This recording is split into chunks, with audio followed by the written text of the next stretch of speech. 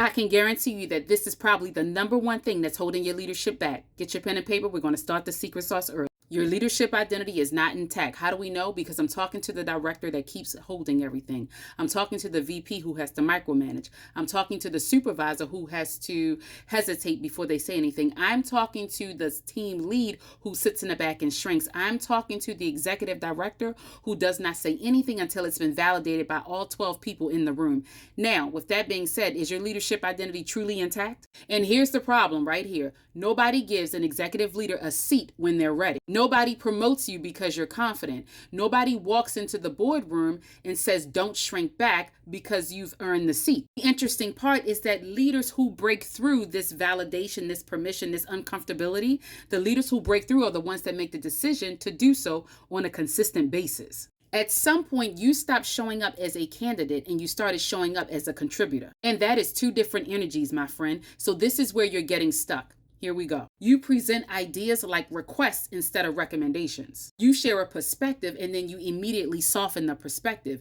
You state a question and then you walk the question back because you don't want anybody to think that you're crazy or you're dumb or you're stupid or that you're not adding value. You get challenged in a meeting one time and you start defending instead of leading. And here's the thing, you do not lack expertise. What you lack is the ability to stand on your leadership identity, your core values, and who you are. And because you're lacking that piece, you walk back everything that's been said and or you hesitate and or you're looking for the validation that's not going to come. Now, here's your secret sauce. Leaders trust leaders who trust themselves. Boom. And so what does that look like? It looks like you're speaking before you are completely comfortable. It looks like you walk a room and take a seat at the table instead of shrinking on the side against the wall. It looks like you asking a question regardless of how others feel. It looks like you being comfortable in your own skin in a room full of other leaders that you're actually able to learn from and they can learn from you too. It looks like you're making decisions without a consensus. And here's the point.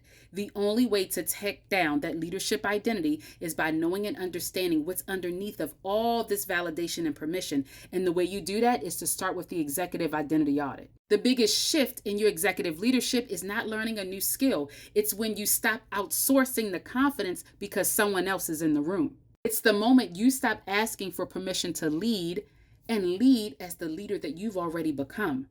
And in order to do that, you have to get comfortable with being uncomfortable. If you want more, this is exactly what I talk about in the Masterclass that's coming up on June the 27th at 4 o'clock. If you want more, do not get waitlisted. The very first thing we talk about is your leadership identity. I will see you there. Happy leading.